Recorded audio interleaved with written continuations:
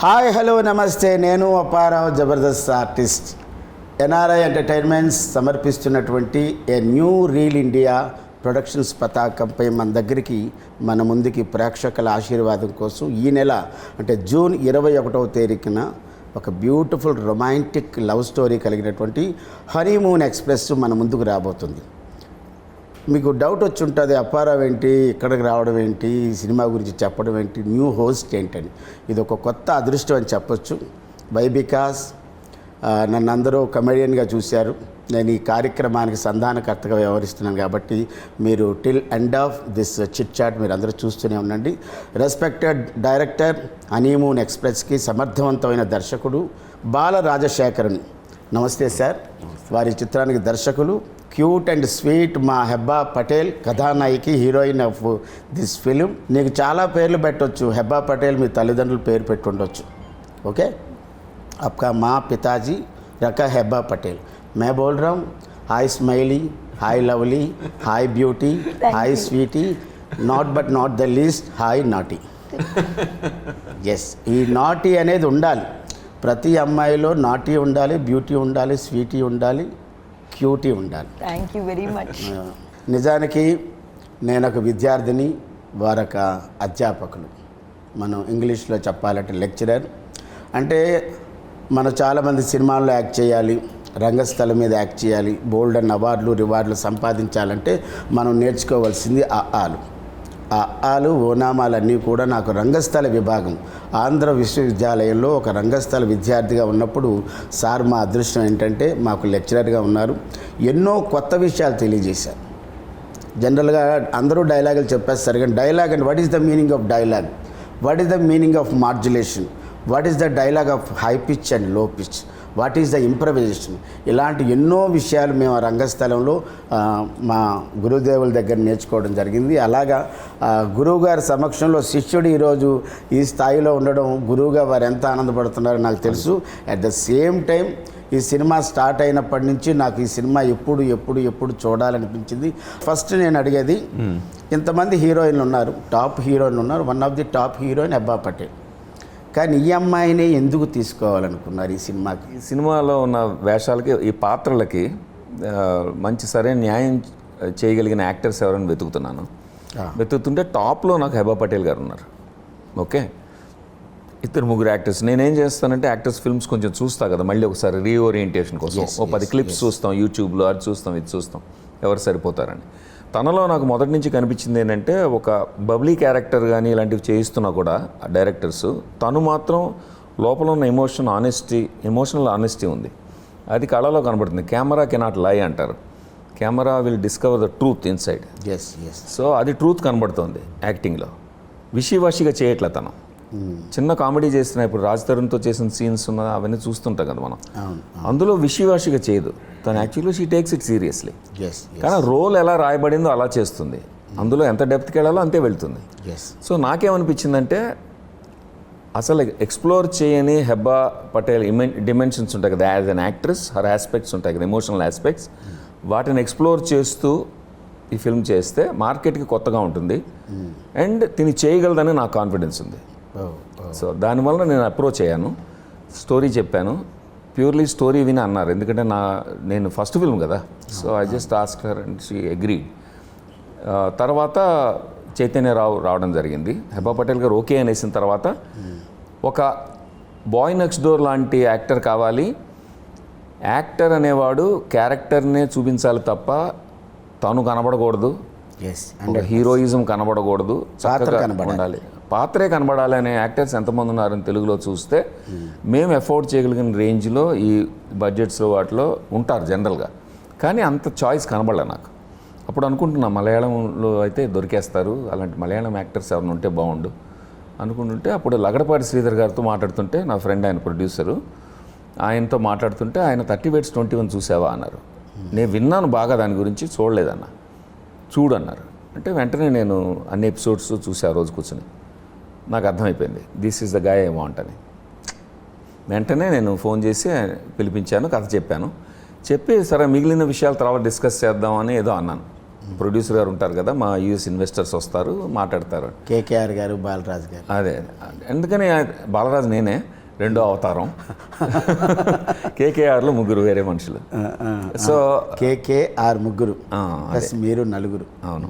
So వాళ్ళు వస్తారు, logistics మాట్లాడదామని అనగానే చైతన్య లేచి ఐఎమ్ డూయింగ్ ఇట్ సార్ అన్నాడు. Just keep the role for me అన్నాడు. తర్వాత ఇంటర్వ్యూస్లో అన్నాడు, one of the reasons is because Hebah is already on board, so he wanted to work. That's how ఈ కాస్టింగ్ హ్యాపెన్.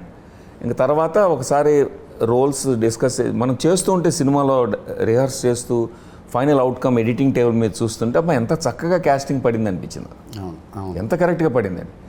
ఈ సినిమాలో ఇంకా నెక్స్ట్ సీనియర్ కపుల్ ఉన్నారు కదా, మీరు అడగచ్చు తర్వాత చెప్పు. సీనియర్ కపుల్ గురించి కూడా విన్నాను. Respected writer and director and versatile actor Tanikella Bharani గారు, ఆయన రంగస్థల ముద్దుబిడ్డ. At the same time Suhasini Maniratnam గారు సహజ నటి. వాళ్ళు సీనియర్ కపుల్స్, వీళ్ళు జూనియర్ కపుల్స్. అవును, not junior, exactly young couple. అవును.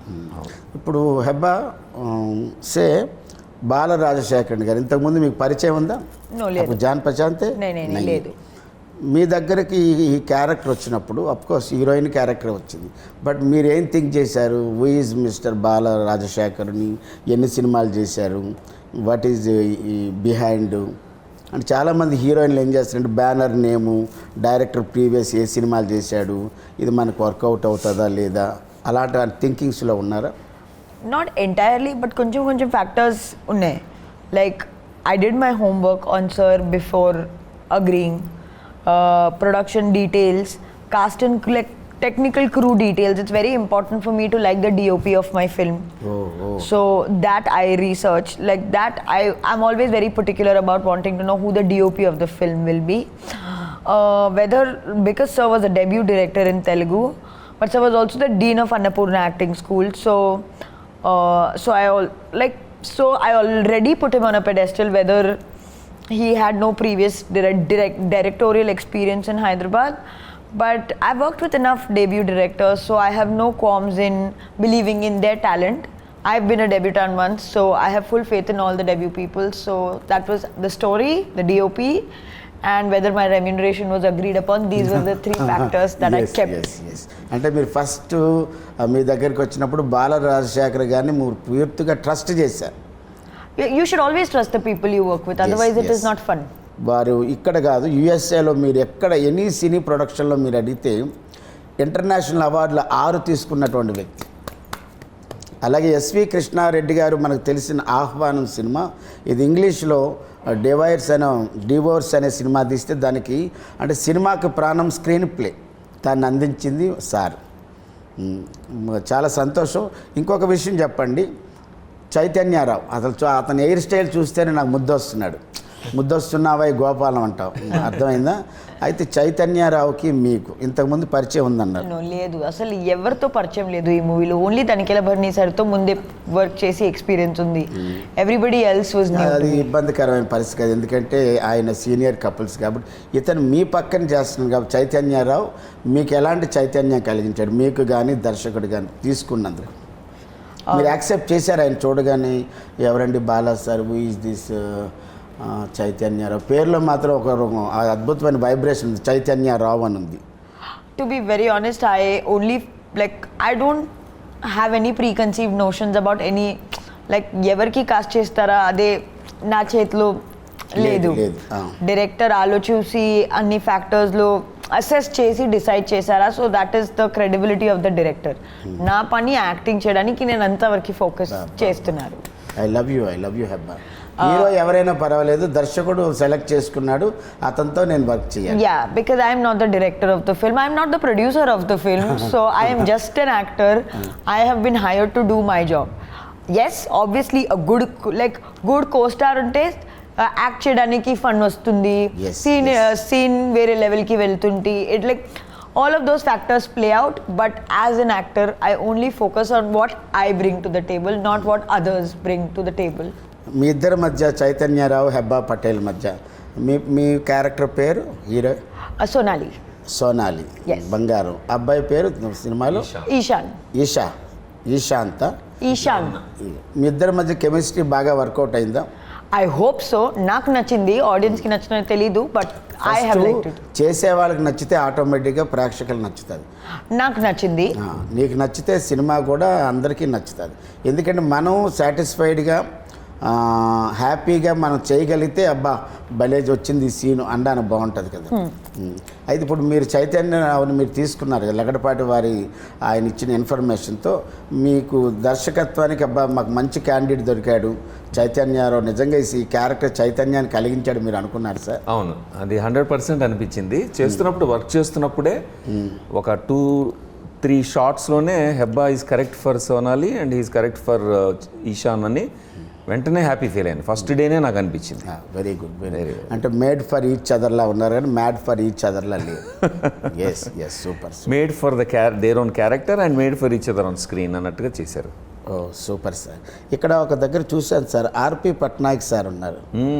ఆయన దీనికి బ్యాక్గ్రౌండ్ అంటే ఆర్పి పట్నాయక్ గారు అంటే ఒక జానపదాన్ని ఉర్రూతులూగించినటువంటి వ్యక్తి.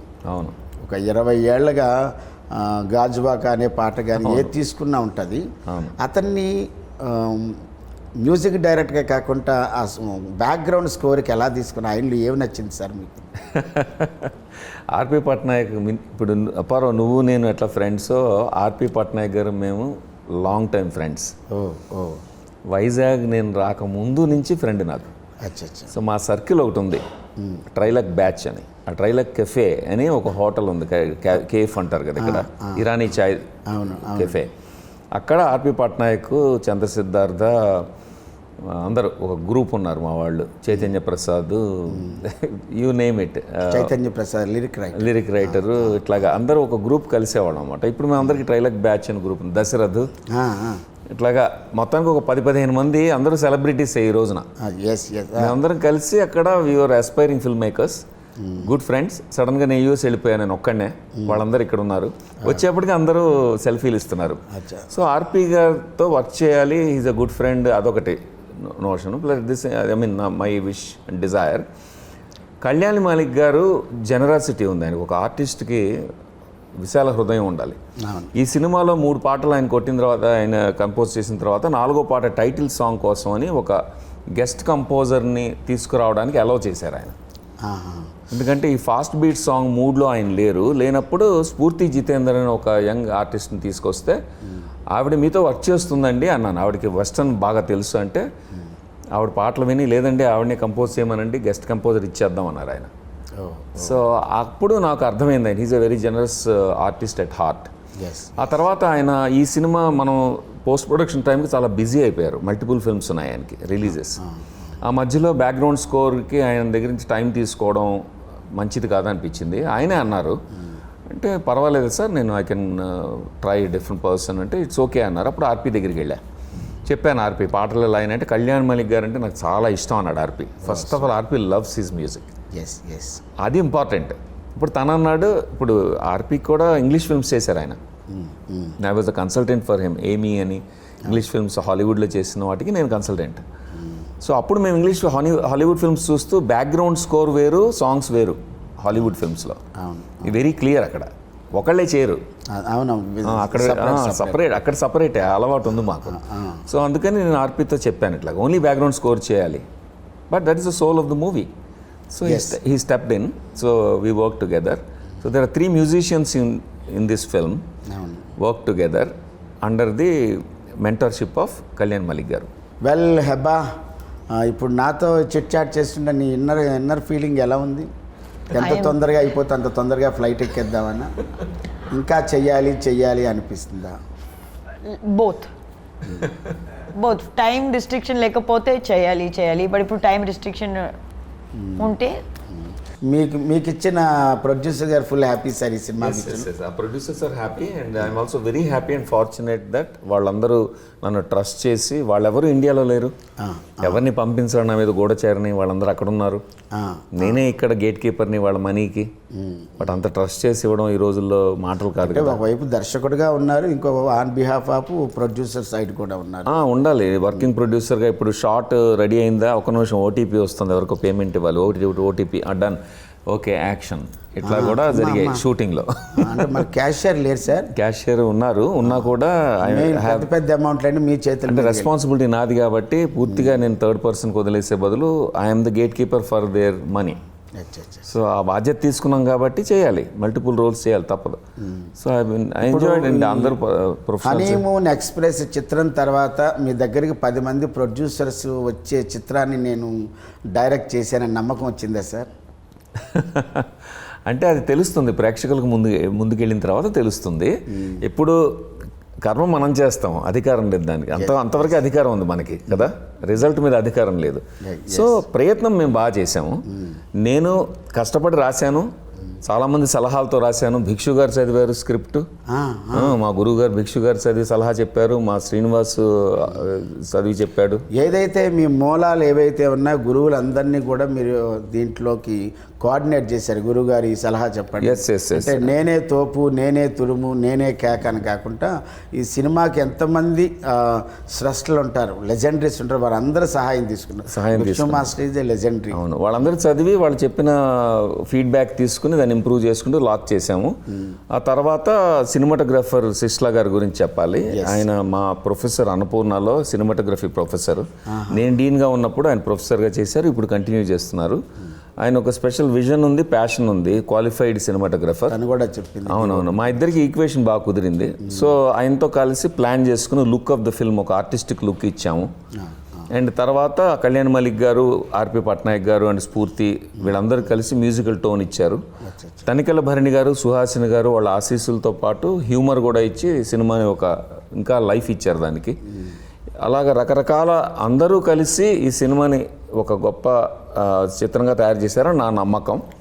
ఇంకా ప్రేక్షకులు తీర్పు చెప్పాలి అని చూడాలి, ఎంజాయ్ చేయాలి. ఒక హెల్దీ సినిమా ఇస్తున్నాము అని మాకు నమ్మకం ఉంది.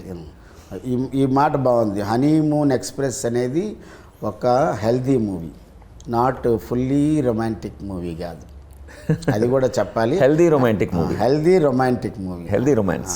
సార్ ఇప్పుడు ఇందులో 4 పాటలు ఉన్నాయి కదా, ఆల్రెడీ 4 పాటలు ప్రేక్షకుల ముందుకు వచ్చాయి. ఇందులో నేను క్యూట్ అండ్ స్వీట్ అనే పాట ఒకటి, క్యూట్గా స్వీట్గా నిజంగా ఆ పాటలోనే ఆ రిథమిక్ ఉంటుంది, క్యూట్గా అది ఉంటుంది. తర్వాత నిజమా అవును అదొకటి ఉంటుంది. ఇంకొకటి సోలో సాంగ్ ఒకటి ఉంది, ప్రేమ నువ్వా కాదా అని. 4 సాంగ్స్కి మన ఆడియో తరఫు నుంచి ఎలా రెస్పాన్స్ వచ్చింది సార్? మొత్తం ఫస్ట్ ఆఫ్ ఆల్ మేము పాటలు వినిపించినప్పుడు T series is the biggest brand in India కదా. 240 మిలియన్ సబ్స్క్రైబర్స్ ఉన్న ఛానల్ వినిపించగానే నచ్చేసి కొనేశారు. So T series became our partner అనేది నాకు I can't believe it. First film కదా, పాటలతో డబ్బులు వచ్చేసాయి కొంతవరకు. అంటే పాటలే ట్రైలర్స్ లాగా, టీజర్స్ లాగా మార్కెట్లోకి వెళ్ళాయి. నేనేం చేశానంటే చాలామంది ఫ్రెండ్స్ టీజరే అంటే కాదు, పాటలు వేస్తాం ముందని 4 పాటలు మంచి సెలబ్రిటీస్తో రిలీజ్ చేసాం. ఎస్ సార్, నేను 4 పాటలు కూడా విన్నాను. అన్నీ బాగా జనంలో 6 పాటలు కాకుండా సినిమాకి ఎంత లెంత్ ఉందో, సినిమాకి ఎంత అవసరం ఉందో అన్ని పాటలు పెట్టడం అనేది జరిగింది. 4 పాటలు, 4 సాంగ్స్ బాగా వెళ్తున్నాయి. అవే ట్రైలర్ టీజర్గా వెళ్ళాయి కొన్నాళ్ళు. బాగా అందుకుంటున్న టైంలో టీజర్ వేసాం మేము. So we are depending on music a lot. 50% music సినిమాకి, 50% మా కథ అండ్ కథనం అనమాట. తనికెళ్ళ భరణి గారు వాళ్ళ ఎక్స్పీరియన్స్ చాలా గొప్ప ఎక్స్పీరియన్స్. వాళ్ళు రంగస్థలం నుంచి వచ్చారు, మీరు రంగస్థలం నుంచి వచ్చారు. At the same time Suhasini Maniratnam గారు, వాళ్ళిద్దరు wife and senior couples. Tanikella Bharani గారితో మీ అనుబంధం ఎలాంటిది? తనికెళ్ళ భరణి గారు నాటకాలు, పుస్తకాలు కొనుక్కుని రిహార్స్ చేసి నాటకం వేసిన నటుడిని నేను. గోగ్రహణం, దీక్షిత్ గారి దర్శకత్వంలో గోగ్రహణం స్ట్రీట్ ప్లే నేను ఎన్నోసార్లు శని వేషం వేశాను, విలన్ వేషం, డెడ్లీ విలన్ వేషం. సో అలాగా 4వ కోతి ఇలాంటి చాలా వేశారు సార్. కోకరోకో అవును, ఇద్దరే ఉంటాయి. నేను వినోద్ బాలా వేసేవాళ్ళం. వినోద్ బాలా చాలా ఫ్రెండ్ నాకు, ఇద్దరం కలిసి వేసేవాళ్ళం. గార్ధబాండం. సో ఇట్లాగా నేను కొన్ని డైరెక్ట్ చేసేవాడిని, యాక్ట్ చేసేవాడిని. భరణి గారి ప్లేస్ అన్నీ కూడా తెలుసు నాకు. ఆయన ఏమైనా మంచి కాంప్లిమెంట్ ఇచ్చారా? అబ్బాయి భలే చేసావు సినిమా. చాలా ఇచ్చారు. ఆయన యాక్చువల్గా వెళ్ళి కథ చెప్పినప్పుడు ఆయన చాలా ముచ్చటపడ్డారు. చాలా రోజుల తర్వాత ఒక you are so strong about message ఇద్దాం అని అనుకుంటున్నావు, ఆర్ యూ షూర్ అని అడిగారు. అవును, మెసేజ్ ఇస్తానండి ఇందులోంచి, నాకు కోరిక అదే అన్నాను. ఆయనే తీసుకెళ్ళి సుహాసిని గారిని తీసుకొచ్చారు. ఆయన వల్లనే, ప్రోద్బలం వల్ల సుహాసిని గారు వచ్చారు. కథ ఫోన్లో విని ఒప్పుకున్నారు. పొన్నియిన్ సెల్వన్లో బిజీగా ఉండి కూడా మా షూటింగ్కి 1 వీక్ టైం ఇచ్చారు ఆవిడ. మీ అందరి ముందుకి థియేటర్స్లోకి జూన్ 21న హనీమూన్ ఎక్స్ప్రెస్ రైడ్ రాబోతోంది. Joy ride with beautiful music and beautiful acting of Hebah Patel and Chaitanya Rao, Tanikella Bharani గారు, సుహాసిని గారు, ఆలీ గారు. ఎంజాయ్ చేయండి థియేటర్స్లోనే జూన్ 21. బాల రాజశేఖర్ని ఒక బ్యూటిఫుల్ మూవీ. మీరందరూ ఈ హనీమూన్ ఎక్స్ప్రెస్ సినిమాను చూడండి, ఆనందించండి, అభిమానించండి, ప్రోత్సహించండి, ఆశీర్వదించండి. మీ అభిమానం ఎప్పుడు మా చిత్రం మీద ఉండాలని కోరుకుంటూ థ్యాంక్ యూ సో మచ్.